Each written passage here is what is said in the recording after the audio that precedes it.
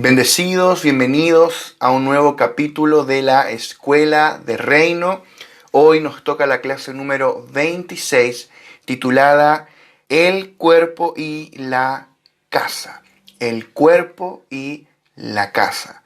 Y vamos a comenzar orando. Vamos a comenzar este tiempo consagrando los próximos minutos al Señor y abriendo nuestro espíritu al Señor. No queremos recibir la palabra con nuestra mente natural, sino que queremos recibirla en el espíritu, y que nuestro espíritu sea buena tierra para la palabra del reino. El Señor Jesús nos enseñó que la semilla en esa parábola del sembrador es la palabra del reino, y nosotros queremos ser buena tierra para esa semilla, para la palabra del reino. Así que vamos a orar. Amado Padre, te damos gracias por este tiempo que tú propicias, por esta instancia que tú permites a través del internet, de poder estar conectados, Señor, en torno a tu palabra, Señor, a los pies de tu palabra, para ser instruidos por ti, ser enseñados por ti en el Espíritu, Señor. Renunciamos a oír con nuestros oídos naturales. Renunciamos, Señor, a acercarnos a la palabra con nuestra mente natural. Señor, queremos acercarnos con nuestro espíritu. Señor, queremos oír con los oídos de nuestro espíritu, ver con los ojos de nuestro espíritu las realidades celestiales de tu palabra, de tu propósito eterno, a Cristo y la iglesia. Señor, danos un avance en la revelación de tu misterio, del misterio de Cristo y la iglesia. Señor, danos un avance en el conocimiento tuyo los próximos minutos, que algo en nuestro espíritu sea alumbrado, Señor. Que recibamos más luz, Señor, los próximos minutos en cuanto a Cristo y la iglesia. Señor, te honramos, te adoramos, te glorificamos en el nombre poderoso de Jesús. Amén. Vamos a ir a la clase de hoy. Hoy nos toca la clase número 26. 26. Estamos en el segundo módulo de la Escuela de Reino. El primer módulo fue el año pasado, donde vimos 21 clases. Y ahora vamos a ver la clase número 26. Estamos en pleno segundo módulo. Y estamos desarrollando este estudio en base al libro El Reino de Dios. Y para los que van siguiendo estos estudios juntamente con la lectura, estamos inmersos en el capítulo 9 del libro. Entonces estamos en el capítulo 9, clase número 26, en el segundo ciclo de esta escuela. No está tan enredado, ¿verdad? Entonces, clase 26, no tenemos apuro, vamos paso a paso tratando de que el Espíritu Santo vaya revelándonos estas cosas, que se revelen a nuestro espíritu. No solo que nuestra mente allí las agarre y las aprenda de una forma intelectual. Eso no tiene ninguna ganancia. Vamos a arrancar desde Juan, capítulo 1, verso 1. Hoy vamos a ver dos aspectos de la iglesia. Estamos hablando de la iglesia. La semana pasada estuvimos hablando de la iglesia como el árbol. La iglesia como el árbol que creció a partir de la siembra, de la semilla, cree que es Cristo, el Cristo encarnado, que fue plantado en la cruz por medio de la muerte. Su cuerpo era el cascarón que fue rasgado, la vida fue liberada, creció un árbol en resurrección que es la iglesia. Y hablamos de este aspecto orgánico de la iglesia orgánica, el reino orgánico. También estuvimos hablando en clases anteriores de la iglesia como la labranza de Dios, que tiene mucho que ver. O sea, son muchos, miles, millones de brotes en el mundo de la vida divina que están creciendo, la labranza de Dios. Y hay muchos otros aspectos de la iglesia. Hoy queremos ver solamente dos, que son el cuerpo y la casa. El cuerpo de Cristo y la casa o el edificio de Dios. Entonces vamos a comenzar hablando de la iglesia como el cuerpo de Cristo y cómo estos dos aspectos, ¿por qué elegimos estos dos? Porque están íntimamente ligados, el uno produce el otro. Entonces ahora sí Juan 1:1 dice, en el principio era el verbo, y el verbo era con Dios, y el verbo era Dios. ¡Wow! ¡Qué tremendo! ¿Quién es este verbo del que está hablando? En griego es el logos. Otras traducciones dicen la palabra. En el principio era la palabra, y la palabra era con Dios, y la palabra era Dios, o aquel que es la palabra era Dios. Hay múltiples traducciones, pero básicamente dice lo mismo. ¿Quién es este verbo? Es Dios Hijo, ¿verdad? Sabemos que es Cristo, sabemos que es nuestro Señor Jesucristo. Está hablando de Él, pero ¿por qué dice el verbo? ¿Para qué tomarse la molestia, Juan, de poner allí en el principio era el logos y no poner derechamente Cristo? Porque está mostrándonos un aspecto de la segunda persona de la Trinidad que necesitamos conocer, el verbo. Por ejemplo, Juan en su primera epístola, cuando habla, dice, habla de el verbo de vida, lo tocante al verbo de vida. Y luego en Apocalipsis, también escrito por Juan, dice que Cristo viene montado sobre un caballo blanco y en su muslo tiene escrito Rey de Reyes y Señor de Señores, y su nombre es el Verbo de Dios. Ahí está, el Verbo de Dios. O sea, hay un aspecto de Él que tenemos que conocer como el Verbo.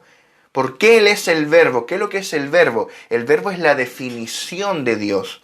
Y como tal, el Verbo es la corporificación de Dios. Eso es lo que es el Verbo. Suena complicado, pero no es tan complicado como suena. El Verbo es la corporificación de Dios. Dios, el Dios triuno, en la eternidad pasada, se corporificó a sí mismo en el Verbo. ¿Qué significa eso? Que Dios encerró todo lo que Él es dentro del Verbo. El Verbo contiene, se volvió como una semilla, ¿cómo explicarlo en palabras, no? Es el Verbo, pero como algo hiperconcentrado donde toda la plenitud de la deidad habita en Él, en el Verbo. Entonces tenemos acá la primera corporificación de Dios. Vamos a mencionar hoy 3 corporificaciones de Dios o 3 incorporaciones de Dios. ¿Qué es incorporar? Es tomar cuerpo, es habitar en un cuerpo. Es lo mismo corporificar, es lo mismo tomar un cuerpo. Y Dios, a lo largo de toda la historia, desde la eternidad pasada hasta la eternidad futura, Dios tuvo 3 corporificaciones. Dios se corporificó 3 veces o se incorporó 3 veces. La primera en la eternidad pasada. Entonces, número 1, en la eternidad pasada, el Dios triuno se corporificó a sí mismo en el Verbo. Entonces tú tenías al Verbo, este Verbo que dice la palabra que por Él fueron hechas todas las cosas y sin Él nada de lo que ha sido hecho fue hecho. O sea, cuando el Padre estaba creando en Génesis, allí estaba el Verbo y también estaba el Espíritu Santo creando, los 3 porque son uno, el Dios triuno, creando el Padre, el Hijo y el Espíritu. Este Verbo que estaba con Dios y era Dios y estaba en el principio. Este principio es antes del principio de Génesis, está hablando de la eternidad pasada, antes de que Dios creara el tiempo. Allí estaba el Verbo y el Verbo era la corporificación de Dios. Ahora bien, vamos a pasar a la segunda corporificación de Dios, o la segunda incorporación de Dios. Y es que el Verbo se corporificó en Jesucristo. El Verbo se corporificó en Jesús de Nazaret. El Verbo se corporificó en carne. El Verbo se hizo carne, habitó en un cuerpo de carne. ¿Ves? Se incorporó, tomó cuerpo. Por eso dice la palabra, ofrendas y sacrificios no quisiste, por tanto me preparaste cuerpo. ¿Quién está hablando allí? El Verbo. Entonces el Verbo tomó cuerpo, se corporificó en el vientre de María. Comenzó allí como un pequeño feto a crecer hasta que fue plenamente formado. Nació del vientre de María. Mira que esto es sobrenatural. Nació del vientre de una mujer virgen. Y allí comenzó a crecer y él desarrolló su ministerio desde los 30 años hasta aproximadamente los 33 años y medio. Tremendo esto, tremendo. Entonces tenemos que el Verbo se hizo carne. Juan 1:14 dice, y aquel Verbo fue hecho carne y habitó entre nosotros y vimos su gloria, gloria como del unigénito del Padre, lleno de gracia y de verdad. Entonces el Verbo se hizo carne. El Verbo tomó un cuerpo humano, Jesús de Nazaret. Por fuera, Él era Jesús, pero por dentro Él era Dios. Entonces Dios, el Dios triuno que se corporificó en el Verbo, como el Verbo se corporificó en Jesucristo, en Jesús de Nazaret, entonces el Dios triuno habitaba en Jesús de Nazaret. Él era Dios Hijo, pero a la vez con Él, en cierto sentido, también estaba el Padre y el Espíritu. Es profundo eso. Entonces por eso dice la palabra que sería llamado su nombre Emmanuel, que traducido es Dios con nosotros. Por eso la gente que tocaba a Jesús era sanada. Milagros extraordinarios, como aquella mujer que hace muchos años sufría de flujo de sangre y se acerca y toca el borde del manto del Señor y fue sanada al instante. Y Jesús sintió que poder salió de él, pero no sabía a quién había sanado, solo sintió poder salir. Imagínate. Entonces, ¿por qué la gente se sanaba? Porque Él era Dios hecho hombre. Era Dios en un cuerpo humano. Hermano, esto es glorioso, glorioso. Sin embargo, pese a todo lo glorioso, imagínate, hay canciones, hay poemas, hay predicaciones que hablan y dicen, ¿cómo me hubiera gustado vivir en aquellos días? Ver a Jesús predicar el Sermón del Monte, estar allí cuando sanó a Bartimeo, estar allí, qué sé yo, cuando hizo todos los milagros. El tema es que si Cristo se hubiese quedado solamente con ese cuerpo individual de carne, imagínate, no sé, Él se hubiera propuesto recorrer todos los países uno por uno predicando. Yo creo que aquí a Chile, al último rincón del mundo, todavía no habría llegado. Todavía vendría, no sé, en Ecuador o en Colombia, no sé. Estamos muy lejos. Jesús estaba limitado. El Dios infinito se limitó a un cuerpo finito. El Dios ilimitado se estaba limitando a un cuerpo de carne que podía estar en un solo lugar a la vez, que tenía que caminar para trasladarse, un cuerpo que tenía que dormir, un cuerpo que tenía que alimentarse, tomar agua. Piénsalo, Dios estaba limitado, restringido. Podía estar en esta aldea o en esa ciudad o en esta. Entonces Él dijo, yo voy a cambiar de cuerpo. Voy a tener un cuerpo más grande. Voy a producir un cuerpo mucho más grande. Un cuerpo colectivo. Un cuerpo corporativo, multiorgánico, compuesto de millones de miembros, millones de personas. Y ese cuerpo es la iglesia. De hecho, este era el propósito eterno de Dios, producir la iglesia como el cuerpo de Cristo. Entonces, ¿qué es lo que hizo Cristo? Él se encarnó, Él vivió la vida humana, murió en la cruz, fue sepultado, resucitó, ascendió a los cielos, llegó a ser el Espíritu vivificante y se impartió dentro de nosotros y nos convirtió en su cuerpo. La iglesia es el cuerpo corporativo del Cristo resucitado. Esto es extremadamente glorioso. Entonces aquí tenemos el paso número 3, la tercera corporificación de Dios o la tercera incorporación de Dios, que es que Jesucristo se corporificó en la iglesia. De esa forma la iglesia pasó a ser la corporificación corporativa y colectiva del Dios triuno. Sé que suena complicado el lenguaje, pero tenemos que ir acostumbrándonos un poco al lenguaje revelacional. Cristo es la corporificación del Dios triuno, ¿verdad? Pero Cristo es la corporificación individual de Dios.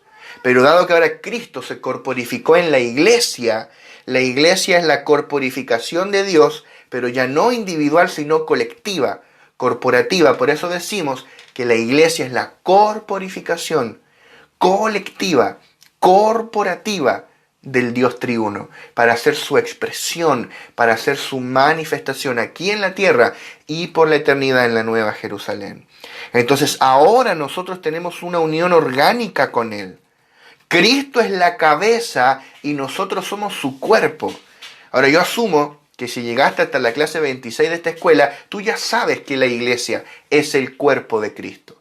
No necesito justificártelo, ¿verdad? No necesito explicártelo desde lo más básico. Pero necesitamos ver en el Espíritu una visión más profunda respecto de la iglesia como el cuerpo de Cristo. Él es la cabeza y nosotros somos su cuerpo. Somos miembros de su cuerpo. Esto no deja de maravillarme. Mira lo que dice Efesios capítulo 1, verso 22 al 23. Dice, y sometió todas las cosas bajo sus pies y lo dio por cabeza sobre todas las cosas a la iglesia, la cual es su cuerpo, la plenitud de aquel que todo lo llena en todo. Entonces, el propósito de Cristo era producir un cuerpo que exprese su vida. Y para eso Él vino al mundo. Por eso Él ofreció su cuerpo de carne en el madero para liberar la vida, llegar a ser el Espíritu vivificante, impartirse en nosotros y convertirnos en su cuerpo. ¿Cuál es la función de un cuerpo? Es contener la vida y expresar la vida. Mira tu propio cuerpo, tu cuerpo contiene tu vida humana. Si yo tomara una espada y te corto la cabeza, tu vida humana dejaría tu cuerpo, ¿verdad? Tu cuerpo quedaría inerte, sin vida, porque el cuerpo contiene la vida. Y además el cuerpo expresa la vida. Tú le das órdenes a tu cuerpo continuamente a través de tu cerebro y ejecutas las cosas que tú quieres hacer. De la misma manera, el cuerpo de Cristo, su función es contener la vida divina y ser la expresión, ser el canal de expresión de esta vida y de ejecución en la tierra de los mandatos de esta vida.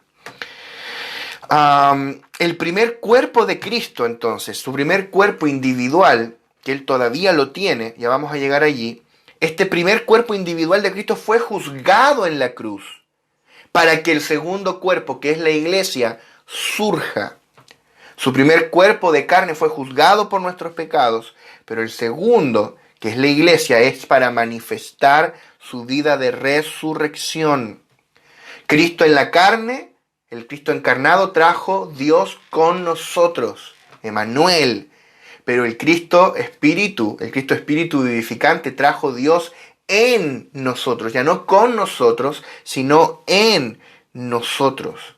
Y de la misma manera que antes, cuando la gente tocaba a Jesús en las calles de Israel, de Capernaum, de Jerusalén, en Galilea, la gente tocaba a Jesús y tocaba a Dios. Cuando la gente te toca a ti o a cualquier miembro del cuerpo de Cristo, está tocando a Dios, porque la iglesia es el cuerpo de Cristo.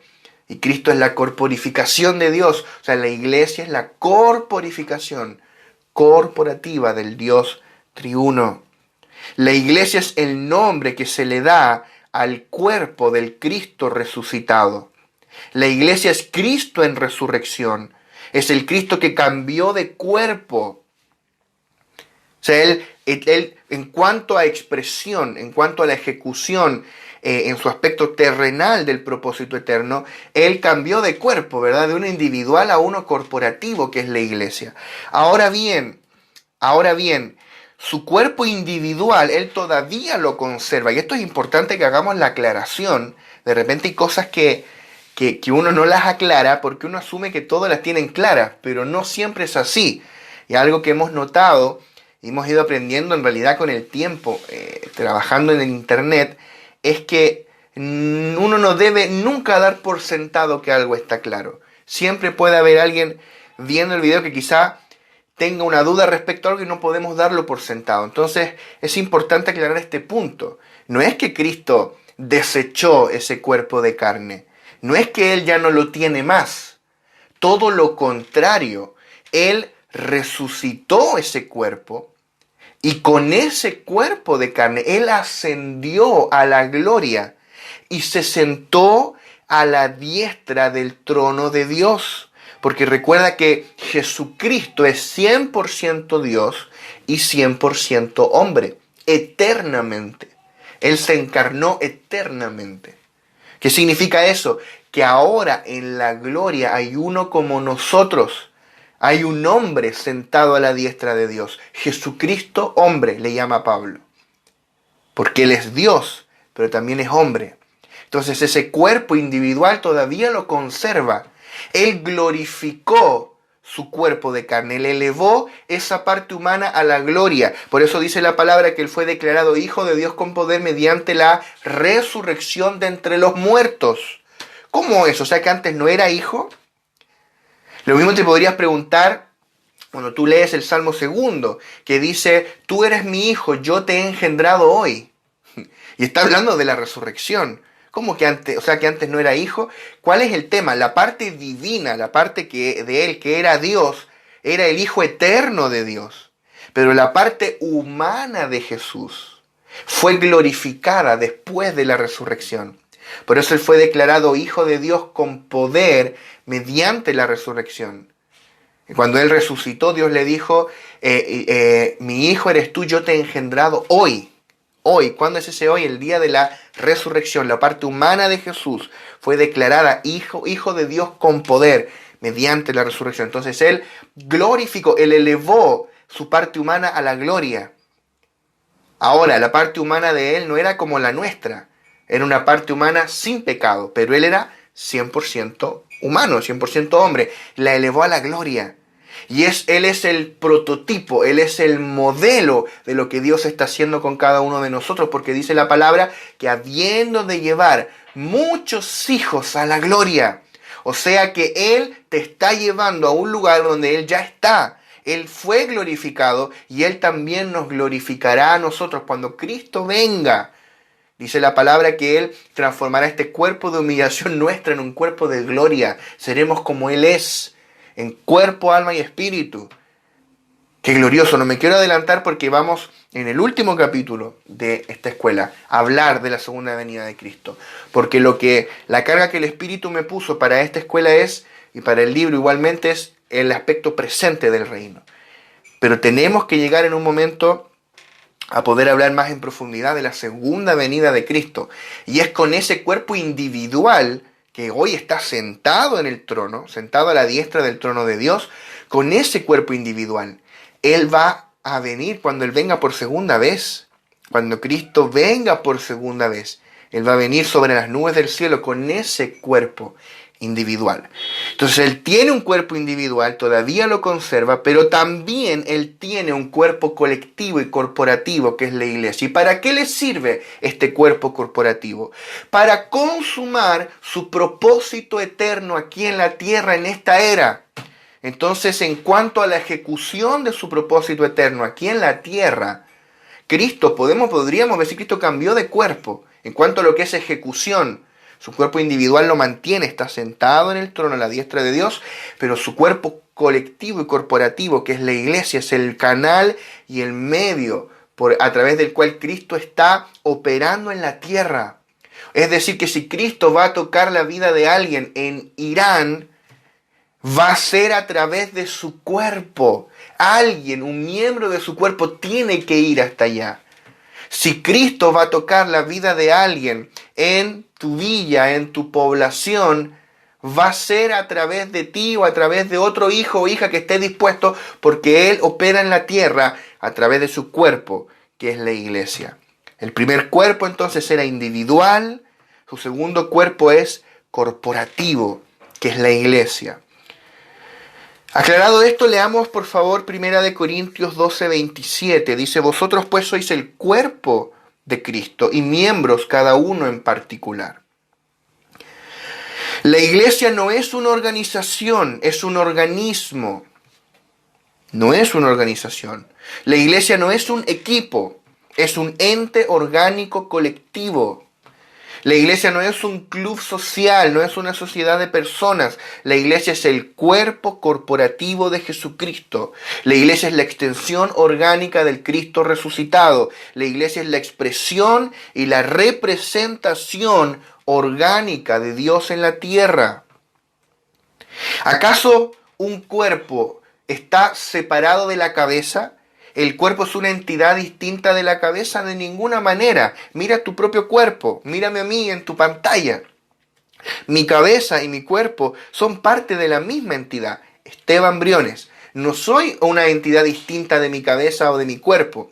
Somos una sola cosa. De la misma manera, Cristo y la iglesia están unidos orgánicamente. Cristo es la cabeza, el Cristo individual, y la iglesia es el cuerpo. Y juntos conforman al Cristo corporativo, esta expresión corporativa del Dios triuno, que es la iglesia. La iglesia no es un grupo de seguidores de Cristo, la iglesia es el cuerpo de Cristo, y Cristo es su cabeza. Colosenses 1, 18 al 19 dice, y Él es la cabeza del cuerpo, que es la iglesia, Él que es el principio, el primogénito de entre los muertos, para que en todo tenga la preeminencia, por cuanto agradó al Padre que en Él habitase toda plenitud. Fíjate, dice que Cristo es la cabeza del cuerpo, que es la iglesia. Él es la cabeza del cuerpo, que es la iglesia. Y al final dice, por cuanto agradó al Padre que en Él habitase toda plenitud. En otras versiones dice que a Dios le agradó habitar en Él con toda su plenitud. Que toda la plenitud habitase en Él. Y luego Pablo hace eco de esto mismo en el capítulo siguiente, capítulo 2, verso 9 al 10. Dice, porque en Él habita corporalmente toda la plenitud de la deidad. Y vosotros estáis completos en Él, que es la cabeza de todo principado y potestad. ¿Por qué leo estos dos versículos? Porque en ambos habla de que la plenitud, toda la plenitud de Dios habita en Cristo. Pero dice, en Él habita corporalmente toda la plenitud de la deidad. Es decir, en Cristo habita toda la plenitud de la deidad en un cuerpo. Corporalmente, en un cuerpo. ¿Cuál es ese cuerpo? La iglesia. Entonces, esto significa que todo lo que Dios es, toda la plenitud del Dios triuno, habita en el cuerpo de Cristo, que es la iglesia. Toda la plenitud de Dios nos habita. Amados hermanos, el Dios triuno, con todas sus riquezas, con toda su gloria, su poder, su gracia, todo lo que Él es, nos habita. ¿Por qué? Porque somos su cuerpo. En Él habita corporalmente toda la plenitud de la deidad, en un cuerpo que es la iglesia, y este cuerpo es la expresión de estas riquezas. Por eso Él nos hizo su cuerpo, para expresarle. Podríamos decir que la iglesia es la corporificación de la plenitud de la deidad. Eso es lo que tú y yo somos, y como cuerpo de Cristo estamos aquí para hacer su voluntad en la tierra, para hablar sus palabras, manifestar su gloria, expresarle a Él. Cuando se nos revela realmente lo que es ser miembros edificadores de su cuerpo, ya no tenemos obras propias, voluntad propia, palabras propias, gloria propia, ambición propia. Simplemente expresamos a Cristo. Esa es la función del cuerpo, expresarle a Él. Ahora bien, no quiero solamente hablar hoy del cuerpo, quiero dejar también tiempo para hablar de la casa, porque dijimos que hoy vamos a hablar del cuerpo y de la casa, y cómo estas dos cosas se relacionan. Entonces, vamos a leer Hechos capítulo 17, verso 24 al 25, y desde acá vamos a arrancar esta segunda parte de la clase de hoy, que es la casa del Dios viviente. Dice así Hechos 17, el Dios que hizo el mundo y todas las cosas que en él hay, siendo Señor del cielo y de la tierra, no habita en templos hechos por manos humanas, ni es honrado por manos de hombres como si necesitase de algo, pues Él es quien da a todos vida y aliento y todas las cosas. Mira qué interesante esto. Todos los dioses creados por los hombres tienen templos, tienen casas, oratorios, lugares que los hombres les construyen. Sin embargo, acá dice que el Dios que hizo el mundo, el Dios que hizo el universo y todo lo que hay en él, no habita en templos hechos por manos humanas. Piénsalo, ¿cómo Dios va a habitar en un templito hecho de manos humanas, en un templo de ladrillos, si Él creó todo? Si antes de que Él creara este universo no había tierra, no había ladrillo, no había nada con que construirle un templo. ¿Cómo tú le vas a construir un templo con algo que Él creó, que Él construyó? Es imposible. Dios no necesita que nadie le construya un templo hecho de piedras, puesto que todas las construcciones y creaciones terrenales son infinitamente pequeñas frente a la grandeza de la creación de Dios que hizo los cielos y la tierra. Por eso Dios habla en Isaías 66:1 y dice lo siguiente: el cielo es mi trono y la tierra estrado de mis pies. ¿Dónde está la casa que me habréis de edificar? ¿Y dónde el lugar de mi reposo? O sea, Dios, hermano, el Señor se burla de nuestras casitas que le podamos construir. Hermano, ¿qué casa le vamos a construir? Si el Señor dice, el cielo es mi trono, y esta tierra, este planeta es el estrado de sus pies, ¿cómo yo le voy a construir una casa a Él? No se puede, es imposible. Mira lo que dijo Salomón cuando construyó el primer templo en Jerusalén. Él oró de la siguiente manera en Primera de Reyes 8:27. Dice, pero ¿es verdad que Dios morará sobre la tierra? He aquí que los cielos de los cielos, porque existen los cielos y existen los cielos de los cielos. Pablo habla de 3 cielos, pero bueno, sigo. He aquí que los cielos de los cielos no te pueden contener.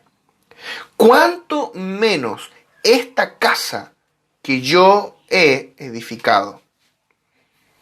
O sea, Salomón, que es el que construyó el primer templo, Salomón mismo, cuando está consagrándolo, dedicándolo, él reconoce y dice, esta casa no te puede contener. Este templo no te puede contener. Dios no vive aquí. ¿Su presencia se manifiesta aquí? Sí, pero Él no vive ahí, no cabe. y Salomón ora y dice, Señor, yo sé que los cielos no te pueden contener. Los cielos. Y que los cielos de los cielos no te pueden contener. Porque el primer cielo, tú podrías decir que es la esfera del universo, el cielo físico. Estaba justamente, por casualidad, antes de esta clase, viendo una infografía del tamaño del universo.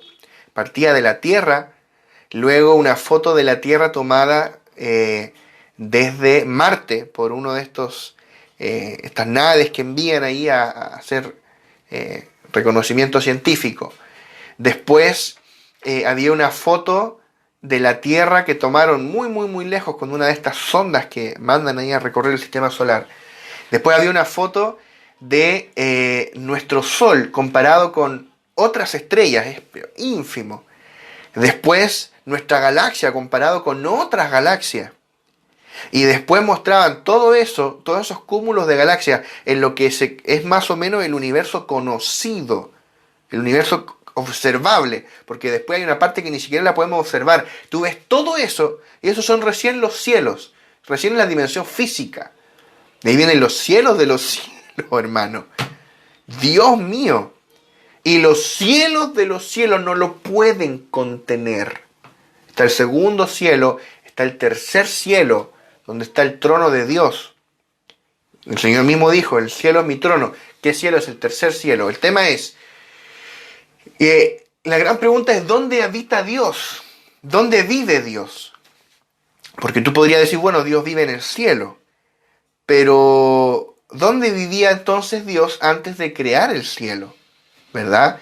Si Dios creó el cielo, ¿dónde vivía Dios antes de crear el cielo? Difícil, ¿verdad? La verdad es que Dios habita en sí mismo. El Padre habita en el Hijo y en el Espíritu, el Hijo en el Padre y el Espíritu, y el Espíritu en el Hijo y en el Padre. Dios se habita a sí mismo, amados. Dios se habita a sí mismo. Dios no necesita de nada ni de nadie. Él es el autosuficiente, el único autosuficiente y todopoderoso. Entonces, en realidad podríamos decir que los cielos habitan en Dios. Porque Él creó los cielos y dice la palabra en cuanto a Cristo que todas las cosas fueron creadas en Él.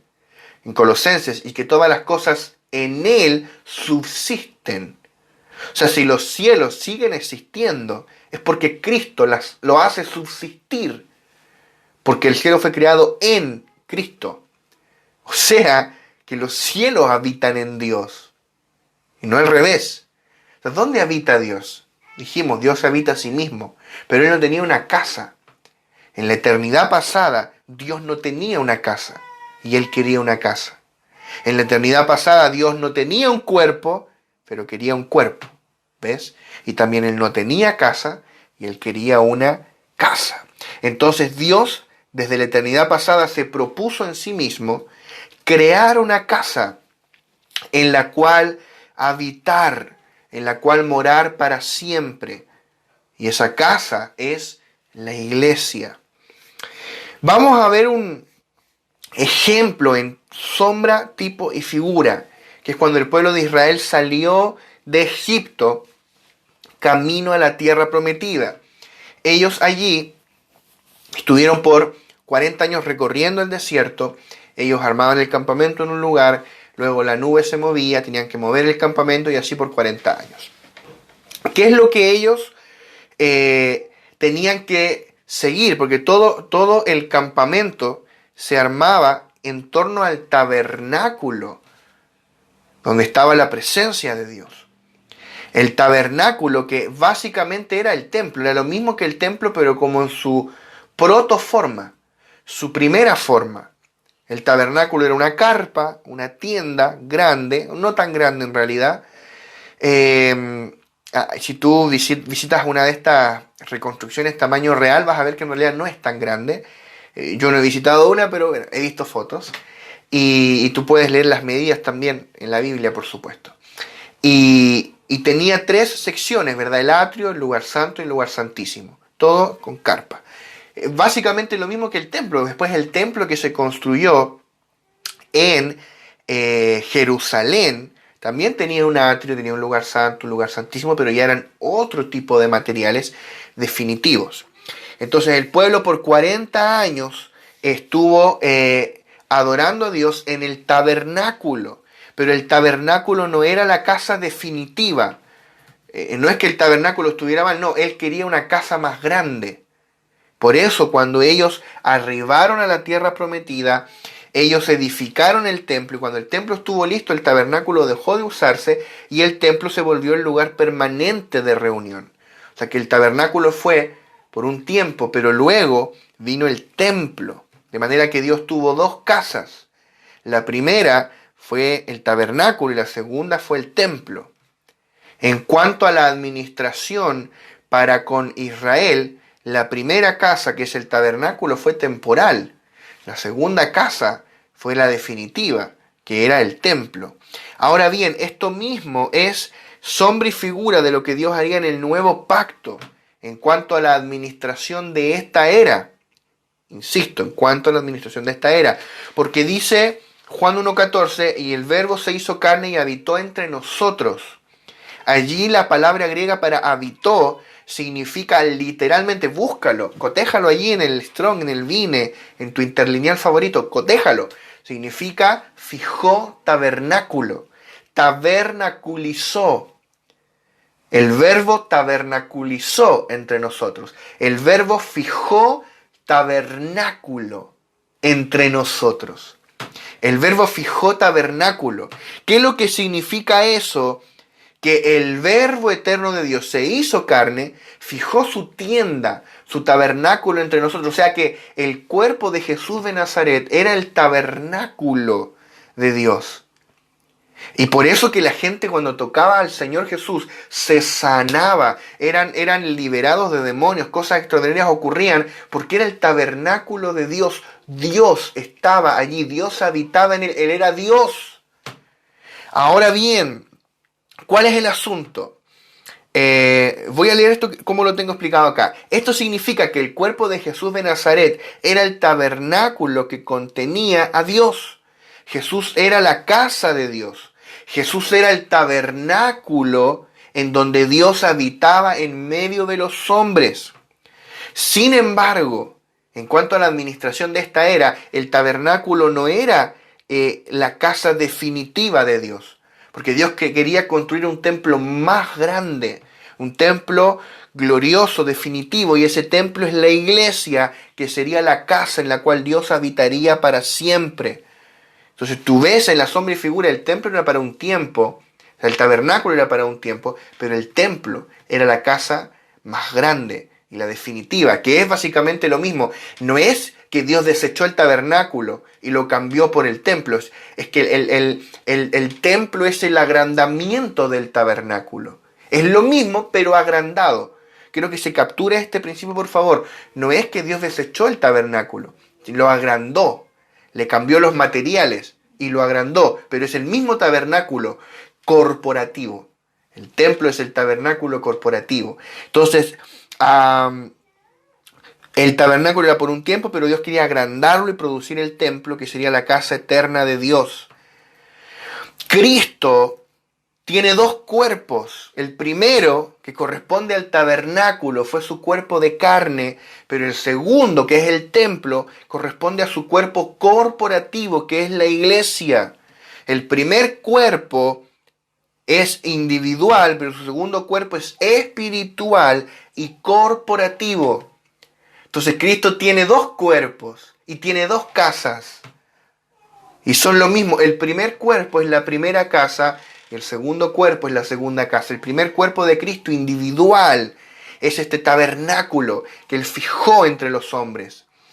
Pero Él estuvo 3 años y medio en su ministerio terrenal, aunque ahora Él continúa en su ministerio celestial. Y de hecho, yo les decía, con ese cuerpo individual Él está sentado en la gloria. Pero en cuanto a la administración del reino aquí, en esta era, ya no está el Cristo resucitado individual aquí, sino que está presente a través de su iglesia, a través del cuerpo corporativo, del segundo cuerpo, a través de su segunda casa, que es la casa en la cual Él moraría eternamente. La iglesia es ahora el templo de Dios. La iglesia es la casa de Dios y la puerta del cielo. Cristo dijo en Juan 2:19, destruid este templo y en 3 días lo levantaré. Es decir, que el templo de su cuerpo, que era una tienda de carne, Pablo mismo ocupa ese lenguaje y dice, si esta tienda que tenemos se deshiciera, está hablando del cuerpo, está hablando de morir, tenemos una casa en Dios, parafraseando a Pablo. Entonces el cuerpo de Jesús, el templo de su cuerpo, que era una tienda de carne, un tabernáculo, sería destruido por medio de la muerte, aunque luego resucitaría de entre los muertos, también con ese cuerpo. Pero luego de ser sepultado y resucitar, Él edificaría un nuevo templo que sería su iglesia en 3 días. El templo que Salomón construyó, el de Jerusalén, estaba destinado a ser temporal, ¿verdad? Ahora no hay un templo en Jerusalén, aunque los judíos quieren reconstruirlo.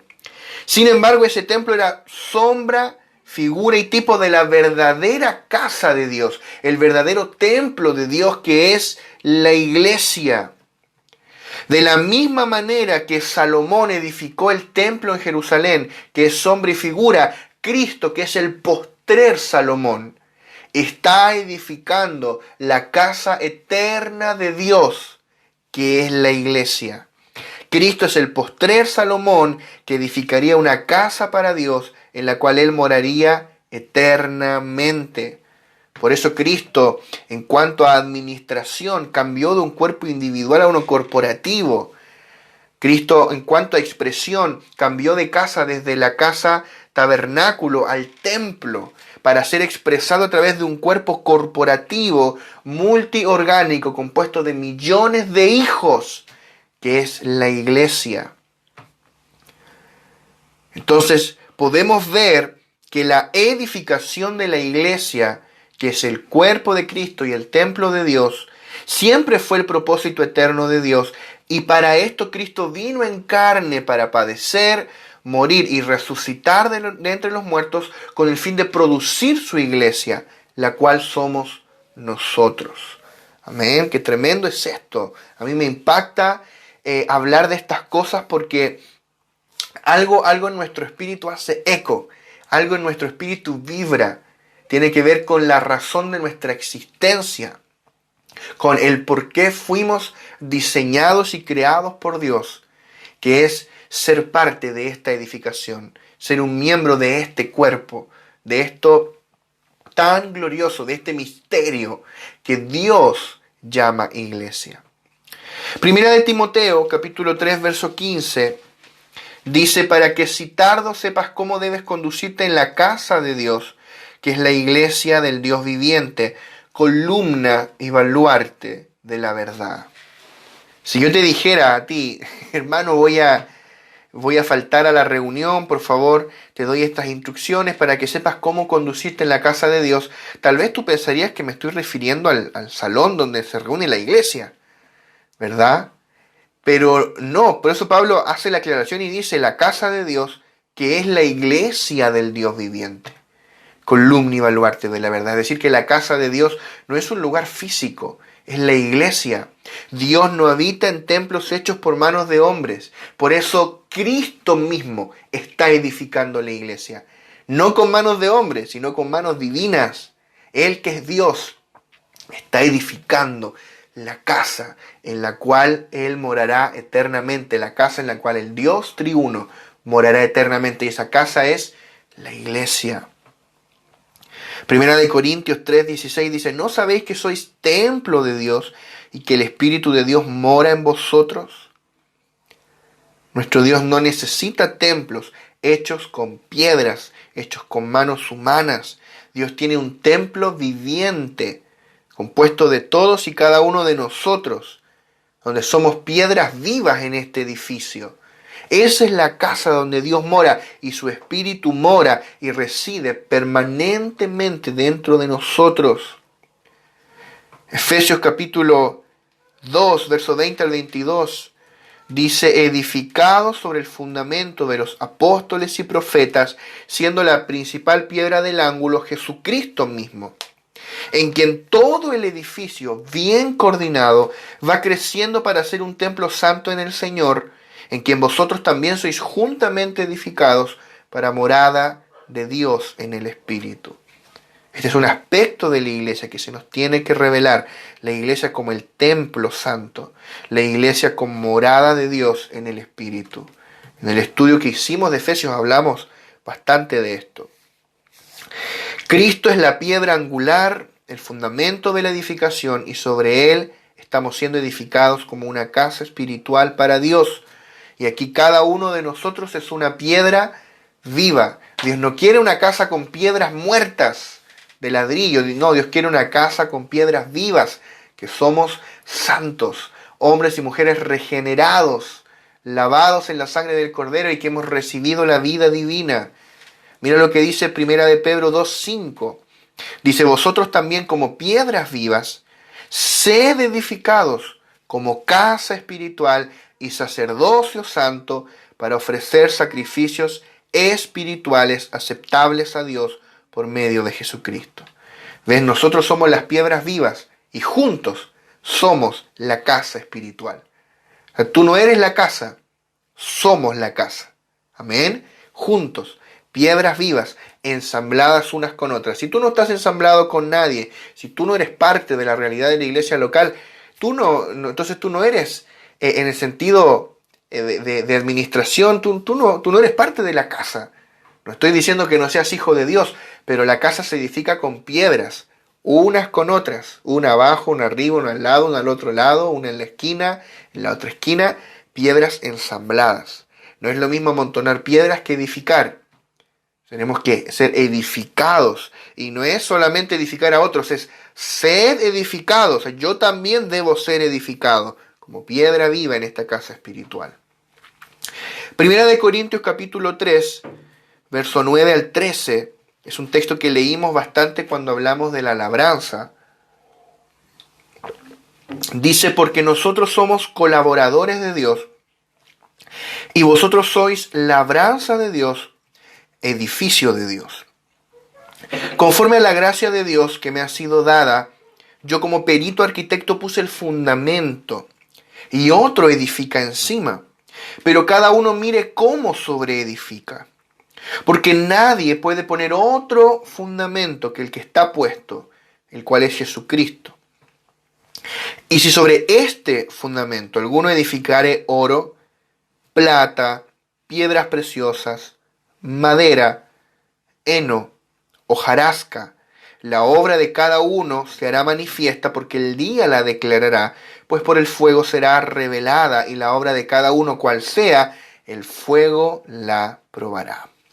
Qué maravilloso cómo todo se va conectando, ¿verdad? Dice Pablo, nosotros somos colaboradores de Dios y vosotros sois, la iglesia es labranza de Dios, edificio de Dios. Labranza, edificio, dos cosas que pareciera que no están conectadas, pero sí lo están. Labranza de Dios y edificio de Dios. La iglesia es el edificio de Dios. No sé si tú sabías que Dios tiene un edificio, que Dios está edificando algo. Este edificio es su casa, es su templo, es su morada, que luego se agranda y pasa a ser la ciudad, la nueva Jerusalén. No existe en todo el universo una edificación más gloriosa y grandiosa, que es espíritu, que es eterna. La iglesia es el edificio más glorioso en todo el universo.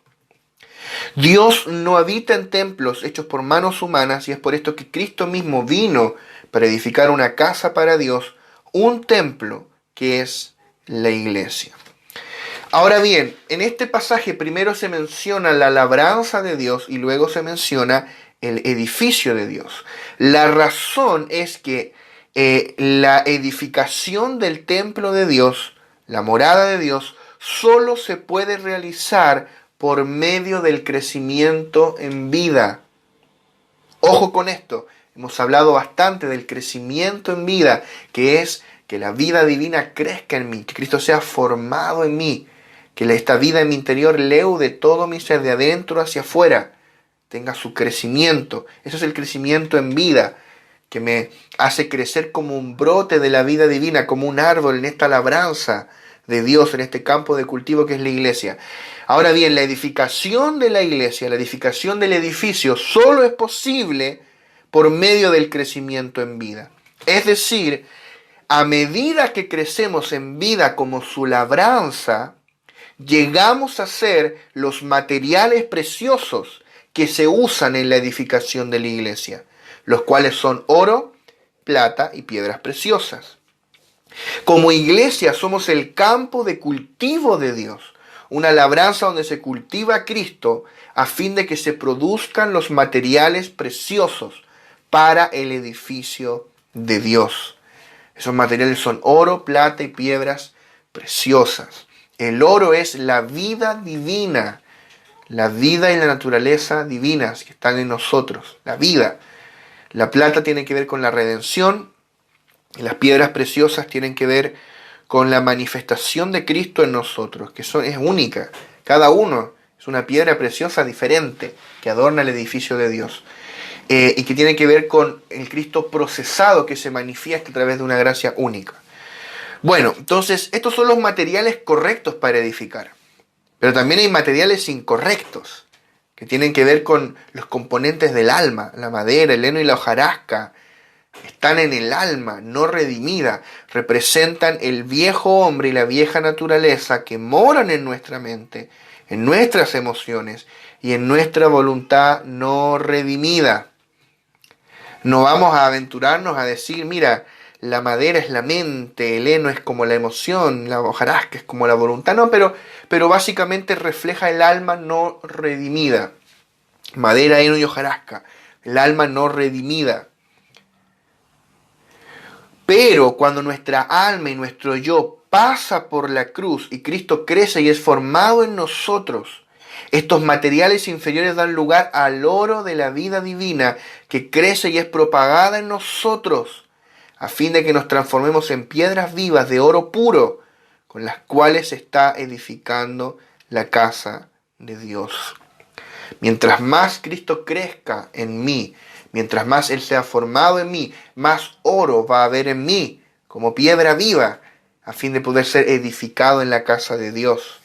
Es por eso que tenemos que rendir todo nuestro ser al Señor, que Él pueda gobernar sobre todo lo almático en nosotros, todo lo terrenal, para que su vida pueda crecer en nosotros, pueda ser formada en nosotros, y así seamos una piedra llena de oro puro con la cual Él puede edificar su casa.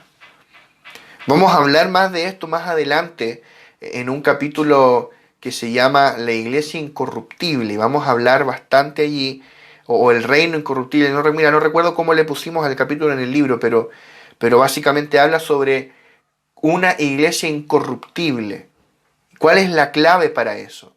Que este oro de la vida divina leude todo nuestro ser para hacer de nosotros piedras llenas de oro, de plata y de piedras preciosas, y no piedras llenas de madera, de heno, de hojarasca, porque cuando venga el fuego de la prueba va a quemar todo lo que es combustible. Solamente los materiales que no son combustibles van a quedar, como el oro, la plata y las piedras preciosas. Y algo tremendo que tiene el oro es que el fuego, en lugar de hacerle daño, lo refina. Más puro se vuelve, más brillante. Eso es lo que hacen las pruebas con aquello que hay de Cristo formado en ti.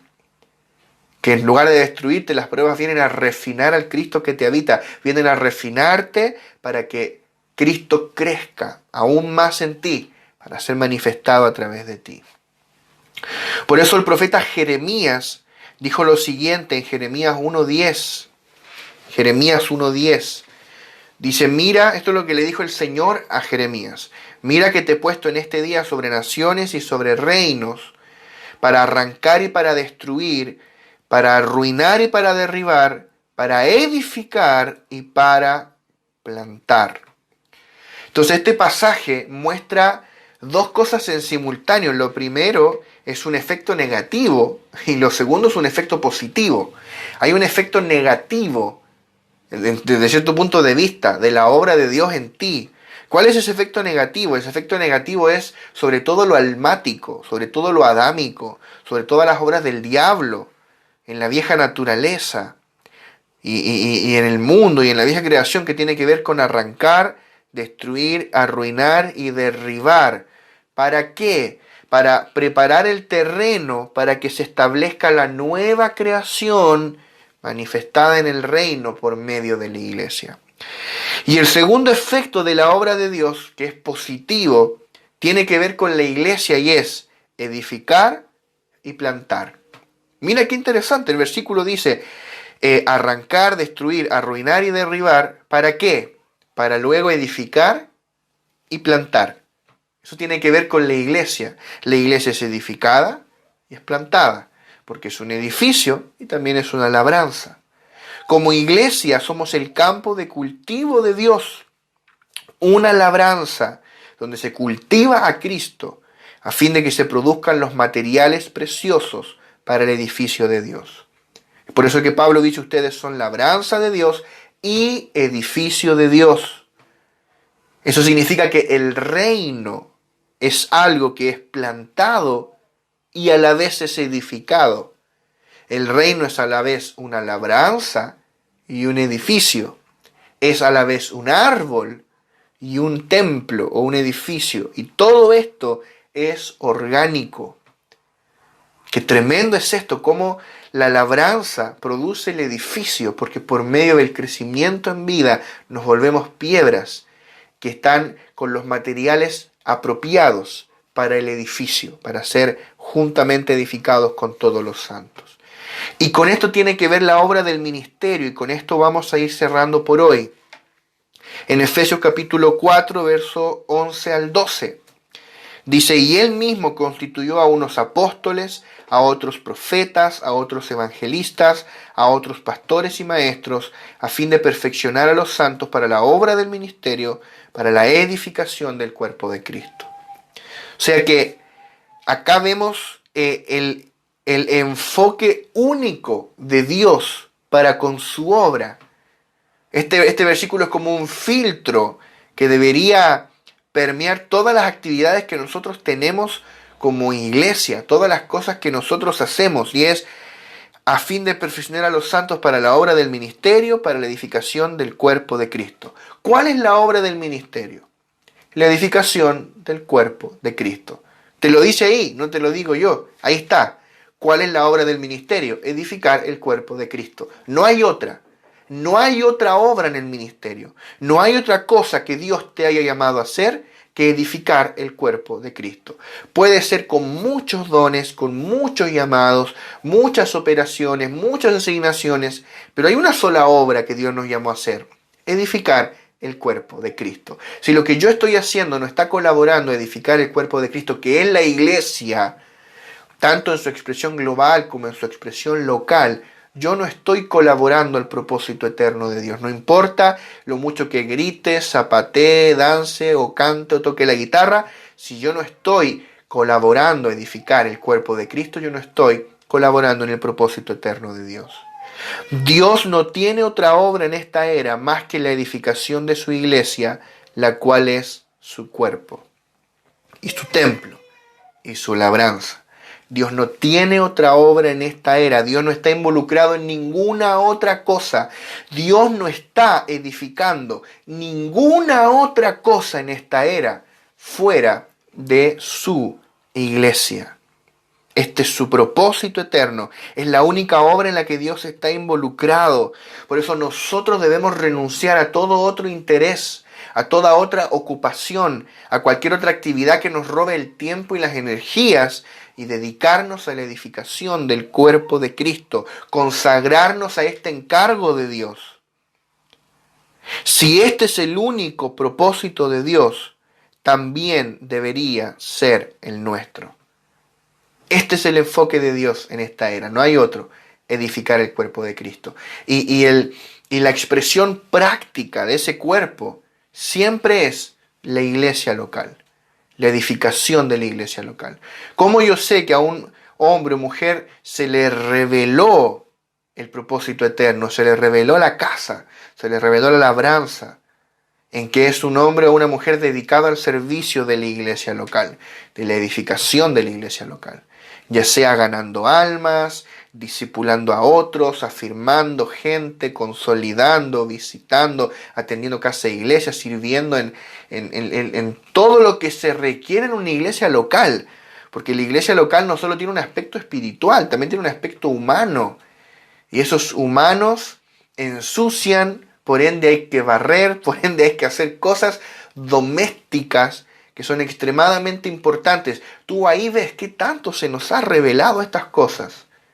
Hasta qué punto servimos en pos de la edificación del cuerpo de Cristo. Comenzando por su aspecto local, porque la iglesia local, como hemos dicho en otras oportunidades, es la consumación del propósito eterno de Dios. Es donde se ejecuta, donde se lleva a cabo finalmente la economía de Dios. Entonces vamos a dejar hasta acá por hoy esta clase. Hemos visto dos aspectos tremendos de la iglesia, que es el cuerpo y la casa, el cuerpo de Cristo y la casa de Dios. Y no los hemos agotado para nada, hemos visto meramente una visión un poco más que superficial, pero la idea es provocar en ti hambre, que tú indagues, que tú ahí, después de esto, tú digas: wow, quiero leer Efesios, quiero leer Colosenses, quiero leer Corintios, y comiences a introducirte en las profundidades de la palabra. Amén. Y la próxima semana, Dios mediante, vamos a arrancar con el capítulo 10 del libro El Reino de Dios. Así que para los que van siguiendo allí con la lectura, pueden ir adelantando si quieren, ir preparando, porque vamos avanzando. Amén. Oramos. Padre, gracias por este tiempo que tú nos has permitido compartir. Gracias por tu bondad, por tu gracia, por tu favor, porque tú nos has hecho miembros de tu cuerpo, piedras vivas en tu casa, en esta edificación gloriosa, Señor, y tú estás creciendo dentro de nosotros a fin de convertirnos en materiales preciosos para la edificación.